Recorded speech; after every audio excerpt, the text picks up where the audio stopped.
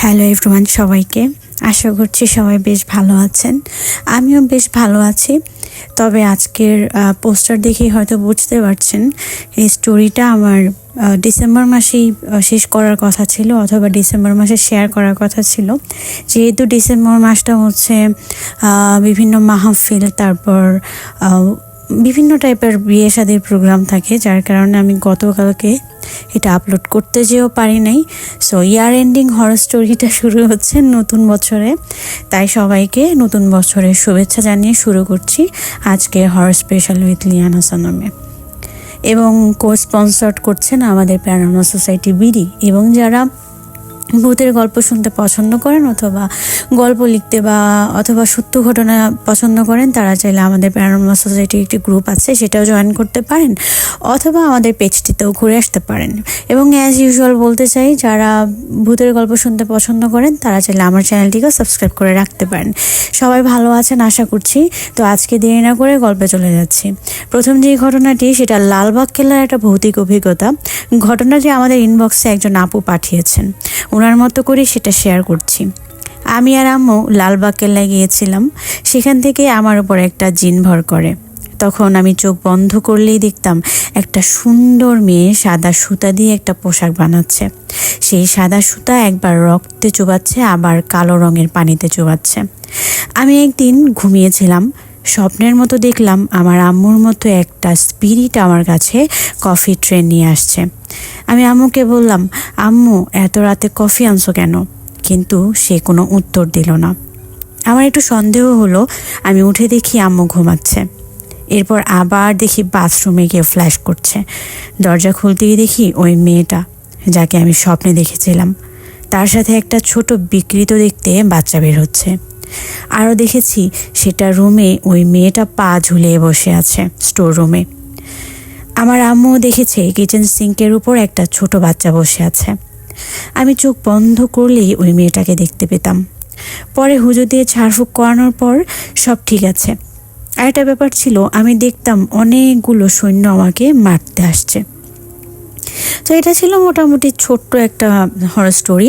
আমরা দেরি না করে সেকেন্ড স্টোরিতে চলে যাচ্ছি। এই ঘটনাটা আমাদের প্যারানর্মাল সোসাইটির গ্রুপে অ্যানোনিমাস একজন মেম্বার পোস্ট করেছেন।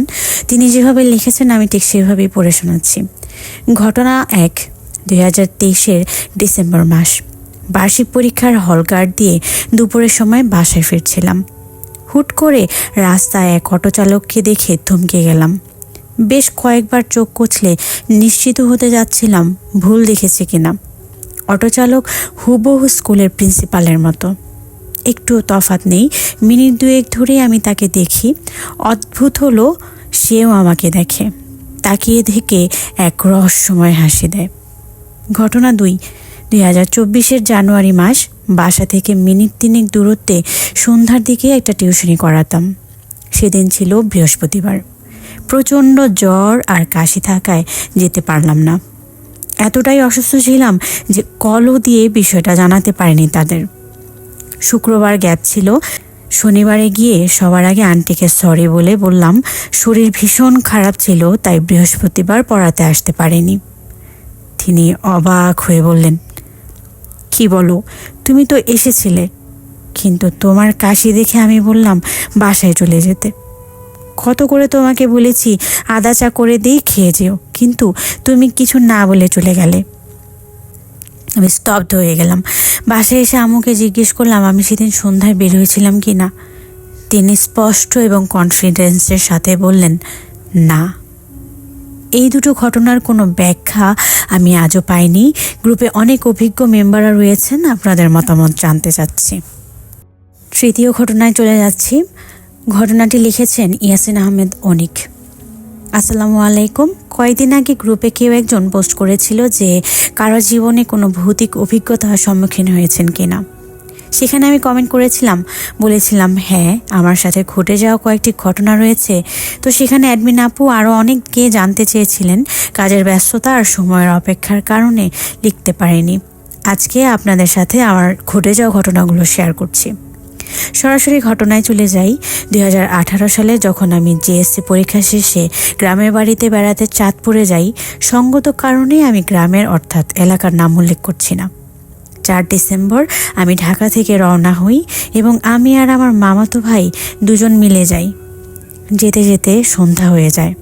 তো উদ্দেশ্য ছিল চাঁদপুর স্ট্যান্ড থেকে আমি আর আমার মামাতো ভাই যার যার কাজিনদের বাসায় চলে যাব। আমরা আসবো শুনে আমার খালাতো ভাই দেখা করতে আসে এবং আমাদের সেই বাজারের সিএনজি স্ট্যান্ড থেকে তার বাসায় নিয়ে যাওয়ার জন্য জোরাজুরি করে এবং নিয়ে যায় তাদের বাসায়। আমরাও যাই।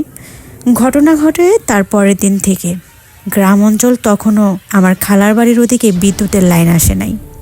সৌরবিদ্যুতের মাধ্যমে ফোন চার্জ দিতে হতো। আমার ফোন সেই সৌরবিদ্যুতের মাধ্যমে চার্জ হতো না। আমি বিকালে খালাকে বলি যে আমি বাজারে যাব, চাচাতো ভাইয়ের দোকানে ফোন চার্জ দিতে যাব। মাগরিবের আগে বিকালে রওনা হই, তখন প্রায় বিকালের শেষ, এবং সাইকেলে করে খালাতো ভাই আর আমি মামাতো ভাইদেরকে বলি আমাদের সাথে যাবে কিনা। ওরা কাজে ব্যস্ত থাকার কারণে আমাকে না করে দেয়। আমি একাই রওনা হই। তো বলে রাখি, খালার বাসা থেকে বাজারে হেঁটে যেতে প্রায় 20 মিনিট লাগে আর সাইকেলে গেলে 5 মিনিট। যাই হোক, বাজারে যাওয়ার পর এবং চাচাতো ভাইয়ের দোকানে ফোন চার্জ হতে হতে এশার ওয়াক্ত পার হয়ে 8টা বেজে যায়। যেহেতু শীতের সিজন, গ্রাম অঞ্চল, এটা অনেক রাত। ফোন চার্জ করে যে রওনা হব তখন চাচাতো ভাই তাদের বাসায় থাকতে বলে। আমিও পরের দিন আসবো বলে আরও অজুহাত দিয়ে খালার বাসার দিকে চলে যাই। মূল ঘটনা ঘটে এখান থেকে। বলে রাখি, আমার খালা বাসায় যাওয়ার পথে 2টি কবরস্থান পড়ে। প্রথমটি দেখে যা বোঝা যায় যে এটি কোনো পারিবারিক কবরস্থান, আর পরেরটি এলাকাবাসীর গণকবরস্থান। যেহেতু মোটামুটি রাত, কোথাও কোনো আলো নেই, ঘন অন্ধকার, তাই আমি তখনকার সোনি এক্সপেরিয়া ZD মডেলের ফোন ব্যবহার করতাম। এই ফোনের একটা সমস্যা হলো কোনো ফ্ল্যাশ লাইট অ্যাপস বা অপশন ছিল না। আমার সরাসরি ক্যামেরায় গিয়ে তারপর সেই ক্যামেরার ফ্ল্যাশ লাইট অন করতে হতো এবং একটু পরপর স্ক্রিনে ছোঁয়া দিতে হতো যাতে ফোনের স্ক্রিন বন্ধ না হয়ে যায়। স্ক্রিন বন্ধ হলে ফ্ল্যাশ লাইট বন্ধ হয়ে যায়। তো আমি এক হাতে ফোন আর এক হাতে সাইকেল ধরে চালাতে থাকি। ঘন অন্ধকার মাঝে চলছি আর কুয়াশা পড়ছে। একটু পর যখন আমি সেই প্রথম, অর্থাৎ পারিবারিক কবরস্থানের সামনে আসি, তখন আমার সাইকেলের চেন পড়ে যায়। আমি নেমে পড়ি, মনে মনে রাগ হই। সাইকেলের চেন লাগাতে থাকি, তখন হঠাৎ কোথা থেকে একটা বিড়াল আসলো আমার সামনে এবং বিড়ালের অবস্থা দেখে মনে হচ্ছিল যে মাত্রই কেউ মেরে তার চোখ উপড়ে ফেলে দিয়ে গেছে এবং তার পেট থেকে নাড়ি ভুঁড়ি বের হয়ে গিয়েছে, ঝুলে আছে, আর সেখান থেকে টপ টপ ইয়ে রক্ত পড়ছে, আর বিড়ালটি কোনো রকম শব্দ করছে না। তো আমি তখন ভয় পাইনি, বরং চিন্তা করলাম এই অবস্থায় বিড়ালটি কিভাবে বেঁচে আছে। আবার ভাবলাম আমি যেখানে দাঁড়িয়ে আছি তার 20-30 পা আগে একটা মহিলার ঝগড়া চিল্লাপাল্লা শুনলাম, হয়তো তারাই এই কাজ করেছে। তো আমি সাইকেলের চেন লাগিয়ে আবার চলতে লাগলাম। এখন চালাচ্ছি আর সেই দ্বিতীয় কবরস্থানের কাছে চলে আসলাম, যা এলাকাবাসীর কবরস্থান।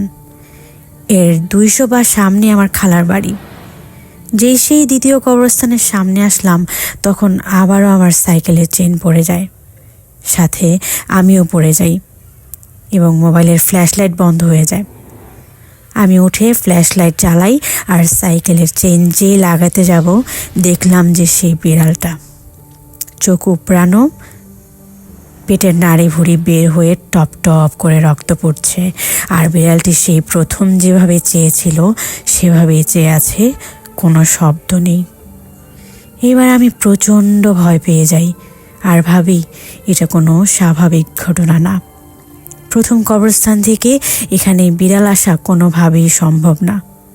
হেঁটে আসলেও 10 মিনিট সময় লাগে। তৎক্ষণাৎ আমি সাইকেল রেখে খালার বাসার দিকে চিৎকার দিয়ে দৌড় দিই আর খালার বাসার 100 পা আগে দোকানের সামনে পড়ে যাই। সেখানে লোকজন আমাকে ধরে আর কয়েকজন পোলাপান আমাকে খালাতো ভাই চিনে ফেলায় খালার বাসার খবর দেয়। সবাই আসে, আমিও তাদের সব খুলে বলি। তারপর সবাই মিলে সেখানে যাই, গিয়ে দেখি সাইকেল সেখানে পড়ে আছে, আর যেখানে বিড়াল ছিল না তার গা বেড়ে রক্ত পড়ছিল, সেখানে কিছুই নেই। তারপর বাসায় চলে যাই। আর এক সপ্তাহ আমার প্রচণ্ড জ্বর ছিল। এই ঘটনা বাসায় জানাইনি, জানলে আর কখনো গ্রামে যেতে দিবে না, তাই শুধু আম্মুকে বাদে কাউকে এই ঘটনা বলিনি। এরপর থেকে এই পর্যন্ত আর কখনো একা সে রাস্তায় যাই নাই। এখনও সেখানে কখনো গেলে আমার এই ঘটনা মনে পড়ে। এই ছিল আমার একটা ঘটনা। কারো কোনো প্রশ্ন থাকলে জিজ্ঞাসা করতে পারেন। আর আমার এবং আমার ফ্রেন্ড আর কাজিনদের সাথে এর থেকে আরও অনেক ইন্টারেস্টিং ঘটনা আছে, পড়লে ভালো লাগবে, কখনো সময় পেলে লিখব। এই ছিল আজকের থার্ড স্টোরিটি। রিয়াজ ইমরানের একটা ঘটনা পড়ছি। সত্যি ঘটনা অবলম্বনে আমার বাবার থেকে জানা। আমার বাবা ঢাকার কেরানীগঞ্জের একটা গ্রামের ছেলে। যদিও যুদ্ধের পরপর ঢাকায় চলে আসে, তারপরও সেখানে আগের বাসা আছে, তাই প্রায়ই যাওয়া আসা করত। তখন আমার বাবার বয়স 16 থেকে 17 বছর হবে। ওনার চোখ উঠেছে, যার কারণে উনি ঠিক মতো তাকাতে পারে না, কিন্তু চলাফেরা করতে পারে। একদিন সন্ধ্যাবেলায় উনি গ্রামের বাসা থেকে বেরিয়েছে ঘুরতে। তখন রাত প্রায় 8টা বা 9টা হবে। তখন সেটা অনেক রাত বলা চলে, যেহেতু বিদ্যুৎ নেই, কিন্তু আশেপাশের বাসাগুলোর তেলের কুপি বা হারিকেন জ্বলছে, তাই বেড়ার ফাঁক দিয়ে আলোর কিছু রাস্তা থেকে বোঝা যায়। সাথে ছেলেমেয়েরা পড়াশোনা করছে, তাই শব্দ শোনা যাচ্ছে। রাস্তায় ভরা জ্যোৎস্না। রাস্তার দুই পাশে বাঁশঝাড় আর গাছের নিচ দিয়ে হেঁটে যাচ্ছিলেন তখন আমার বাবা। পেছন থেকে ছোট একটা কালো ছাগলের বাচ্চা বাবাকে পাশ কাটিয়ে আগে হাঁটছে। আমার বাবা মনে করলো হয়তো কোনো মাঠে সারাদিন খেলেছে, এখন তার নিজ বাসায় যাচ্ছে। বাবাও তার মতো হেঁটে যাচ্ছে। কয়েকটি মিনিট পর দেখে এটা ঘোড়ার বাচ্চার মতো লাগে, কিন্তু লম্বা, আবার সামনে চ্যাপ্টা। মনে হচ্ছিল দুই পাশ থেকে চাপ দিয়েছে, মানে স্বাভাবিক না। বাবার একটু খটকা লাগে, এখানে ঘোড়া আসবে কিভাবে। তারপর তিনি তার পথ দিয়ে হেঁটে যাচ্ছে। এরপর দেখে লম্বা কুকুরের মতো সেটাকে। এবার বাবা ভয় পেয়ে দোয়া দুরুদ পড়া শুরু করলো। উনি বুঝতে পেরেছে ওনার সাথে যেটা হচ্ছে বা যেটা হাঁটছে সেটা খারাপ কোনো কিছু, কিন্তু বাবা বুঝতে দেয়নি যে উনি ভয় পেয়েছে। সেই পথ ধরে হাঁটতেও ভয় পাচ্ছে, কিন্তু রাস্তায় তো কোনো আলো নেই। চাঁদের আলো ছাড়া উনি দোয়া পড়তে পড়তে এগোচ্ছেন। সামনে একটা বড় গাছের আড়ালে সেই কুকুরটা উধাও হয়ে গেল। কিছুক্ষণ পরেই সেই রাস্তা দিয়ে ওনার চাচার সাথে দেখা হয়। জিজ্ঞাসা করে, তুমি এখানে কি করো? বলে, চাচা বাসায় যাই। কিন্তু তোমার বাসা তো এই রাস্তায় না, তুমি এই রাস্তা দিয়ে বাসায় কিভাবে যাবে? তুমি তোমার রাস্তা মোড় তো পিছনে ফেলে আসছো। বাবা তো অবাক, সত্যি তো, আমি সেই মোড় ফেলে এই দিকে কিভাবে আসলাম? পরে উনি ওনার চাচার সাথে কথা বলতে বলতে বাসায় চলে আসে। এবং আমি দুঃখিত যে আমি ঘটনাগুলোকে মাঝে মাঝে স্টোরি বলে ফেলছি। খাগড়াছড়ির এক মসজিদের ইমামের সত্য ঘটনা। আমার নাম মাওলানা আজিজুর রহমান। আমি খাগড়াছড়ির একেবারে প্রত্যন্ত অঞ্চলের একটা ছোট্ট মসজিদের ইমাম। মসজিদটি এমন জায়গায় যেন সভ্যতা ইচ্ছা করে এড়িয়ে গেছে। মসজিদের চারপাশে দুটি গভীর জঙ্গল, পেছনে টিলার গা ঘেঁষা। ঢোকার একমাত্র কাঁচা রাস্তার পাশে একটা বিশাল তেঁতুল গাছ আর একটা পুরনো বড়ই গাছ।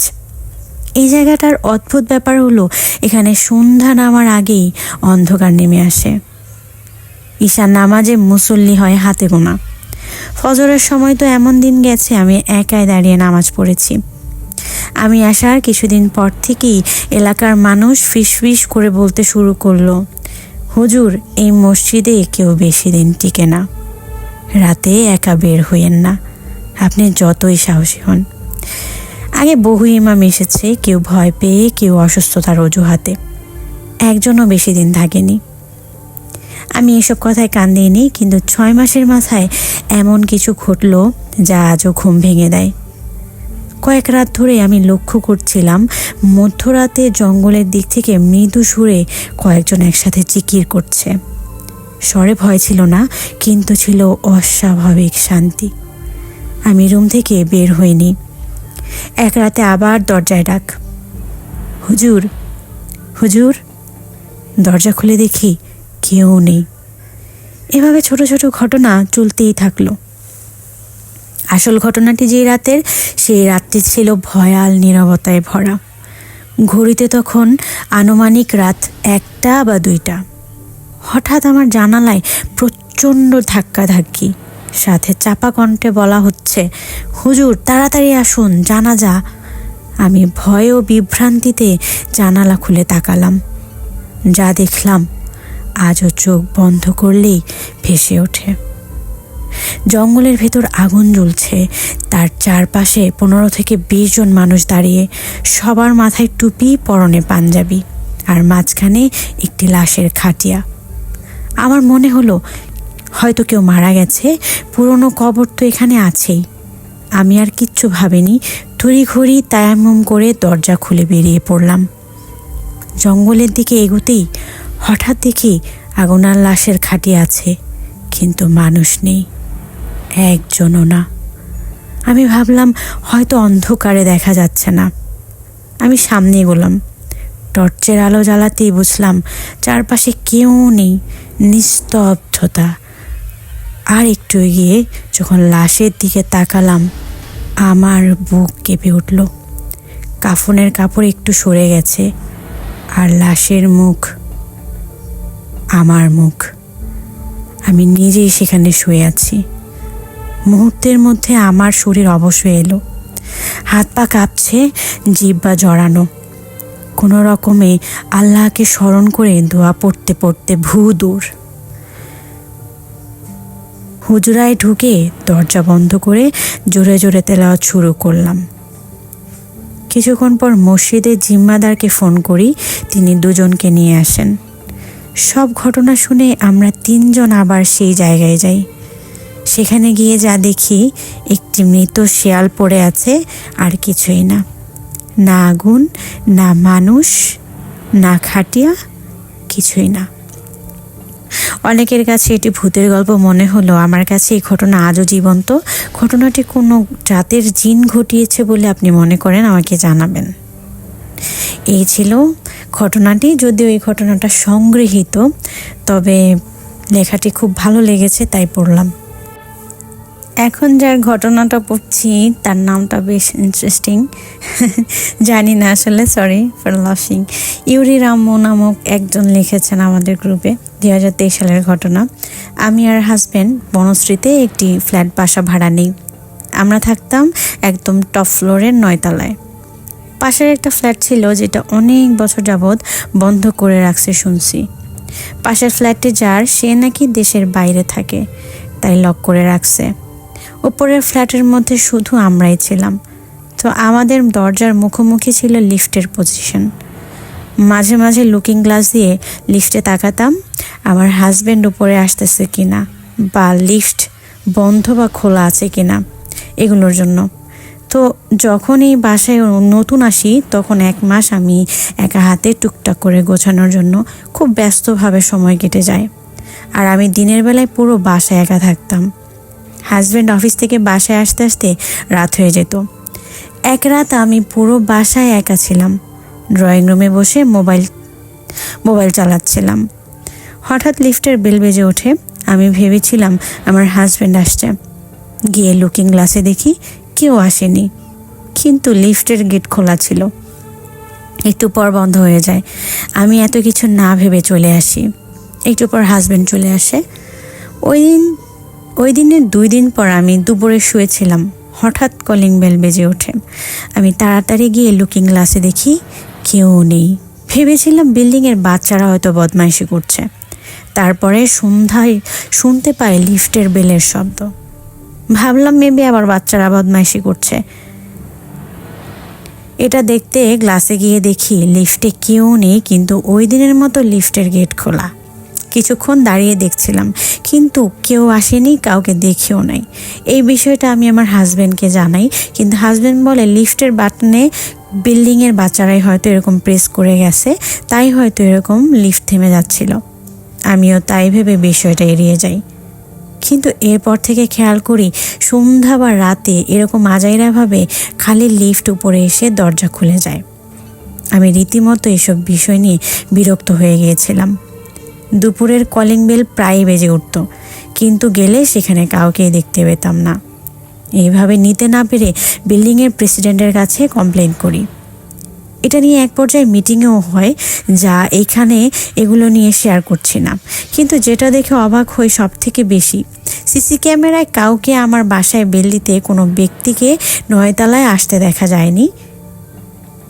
আর লিফটের কোনো ফ্লোরে গিয়ে দরজা খুলে না, বরং শুধু 9 তলায় এসে একা একাই দরজা খুলে যায়।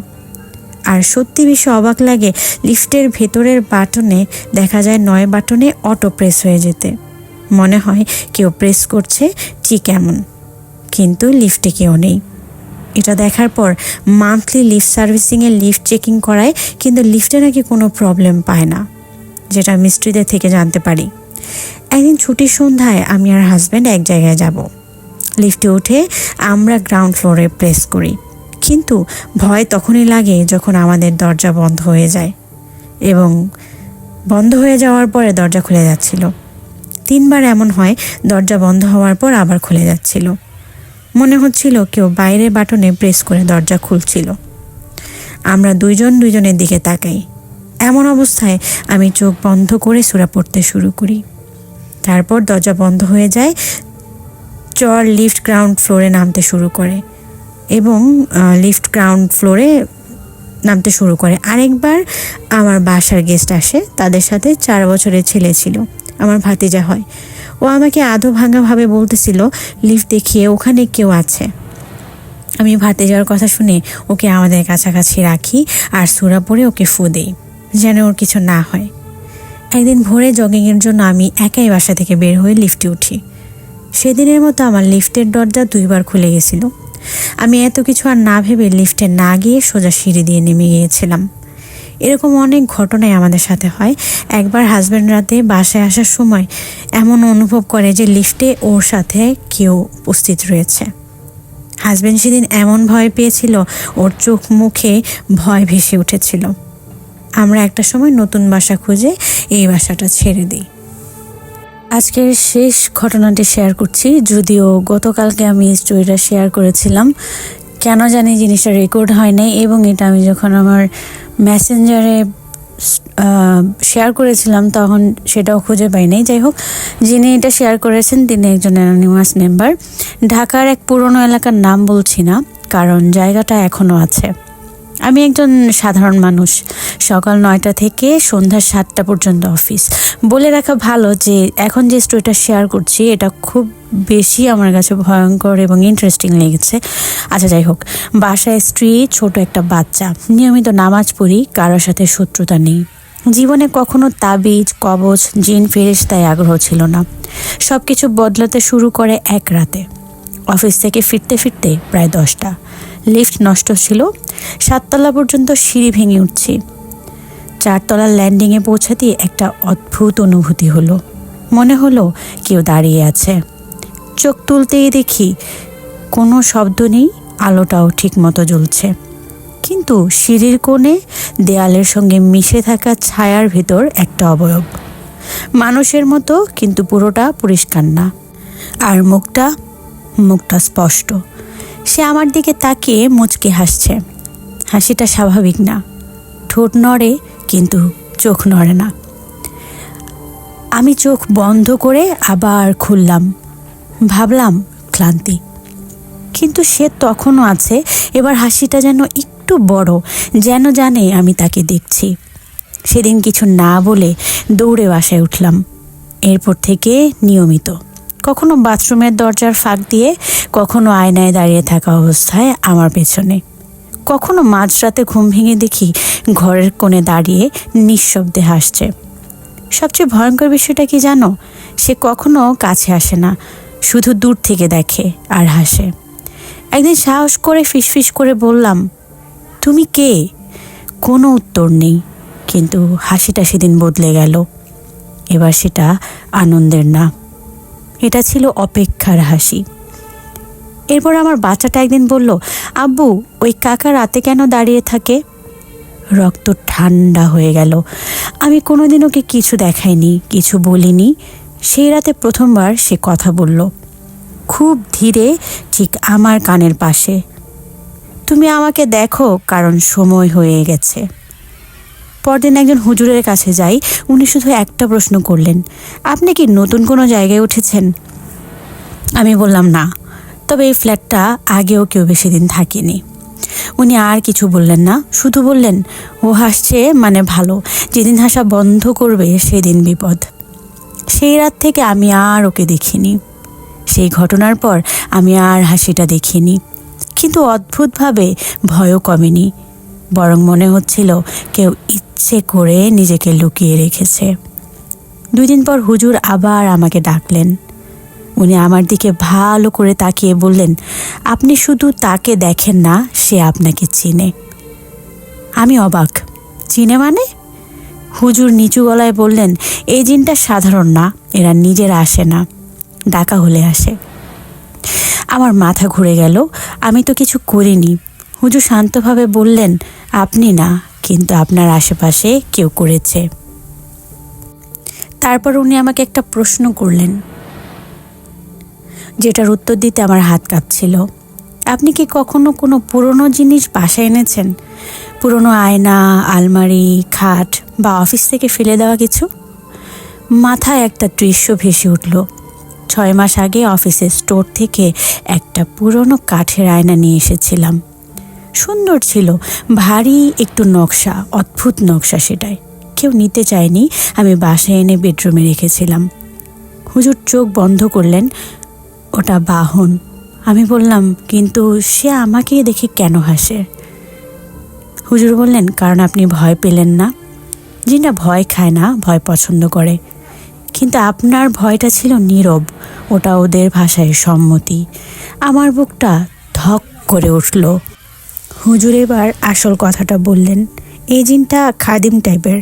কোনো এক সময় কেউ ওকে কোনো কাজে লাগানোর চেষ্টা করেছিল, কাজ শেষ হয়নি, তাই সে আটকে আছে। সে মানুষ, যে মানুষ ওকে দেখতে পায় সে ধরে নেয় ওই মানুষটা হয়তো আমার নতুন আশ্রয়। আমি ফিস করে বললাম, সে আমার বাচ্চাকে কেন দেখালো? হুজুর দীর্ঘশ্বাস সেরে বললেন, কারণ জিনরা জানে শিশুরা দেখে সত্যটা, আর আপনি বিশ্বাস করবেন তখনই যখন আপনার সন্তানের মুখ দিয়ে শুনবেন। সেদিন রাতে হুজুর কোরআনের আয়াত পড়তে পড়তে আয়নার সামনে বসালেন আমাকে। হঠাৎ ঘরের তাপমাত্রা নেমে গেল, আয়নার ভেতরে কুয়াশা জমতে শুরু করলো। তারপর ওই হাসিটা আবার, এবার আর দূরে না, একদম আয়নার ভেতর, কিন্তু এবার মুখটা বিকৃত, হাসিটা কষ্টের, আর চোখে এক ধরনের অনুরোধ। হুজুর হঠাৎ জোরে বললেন, তুমি কেন এসেছো ওর কাছে? ঘর কাঁপানো একটা শব্দ এলো, কিন্তু মুখ নড়েনি। ও আমাকে দেখছে। হুজুর বললেন, দেখা মানে ডাক না। জিনটা এবার আবার আমার দিকে তাকালো। হাসি নেই, শুধু একটা কথা। আমি শুধু তাকিয়েছিলাম, কারণ আমি জানতাম একদিনও বুঝবে। তারপর আয়নাটা ফেটে গেল, সব শেষ। হুজুর যাওয়ার সময় শুধু একটাই কথা বললেন, ভাগ্য ভালো ও আপনার শরীরে ঢোকেনি, শুধু দেখিয়েছে যে সে আছে।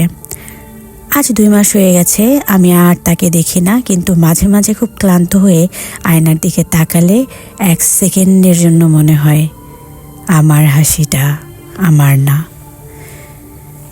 এই ঘটনাটা আমি যখন কালকে পড়ছিলাম, সত্যি আমার গুজবাম্পস হচ্ছিল এবং ঘটনাটা এতই ভয়ানক আমার কাছে লেগেছে। যাই হোক, আজকের মতো এখানেই শেষ করছি। আপনারা যারা স্টোরি শুনতে পছন্দ করেন অথবা সত্য কোনো ভূতের ঘটনা আপনাদের কাছে থেকে থাকলে আপনারা চাইলে আমাদের প্যারানরমাল সোসাইটি গ্রুপে জয়েন করতে ভুলবেন না, এবং আমাদের প্যারানরমাল সোসাইটি পেজটিতেও ঢুমের আসবেন। এবং যারা গল্প লিখতে চান বা সত্যি ঘটনা আমার কাছে পাঠাতে চান, চাইলে আমাদের প্যারানরমাল সোসাইটি থেকেও লিখতে পারেন, অথবা আমার ইউটিউব চ্যানেলটির কমেন্ট বক্স খোলাই আছে, সেখানেও লিখতে পারেন। নিজেকে ভালোবাসবেন। নতুন বছরের অনেক অনেক শুভেচ্ছা জানাচ্ছি। আপনাদের সুস্থতা কামনা করছি। পরিবারকে ভালোবাসবেন এবং নিজের দিকে সবসময় খেয়াল রাখবেন। নতুন কোনো গল্প নিয়ে আবারও হাজির হয়ে যাব। ততদিন পর্যন্ত ভালো থাকবেন, সুস্থ থাকবেন। আজকের মতো এই পর্যন্তই। আল্লাহ হাফেজ।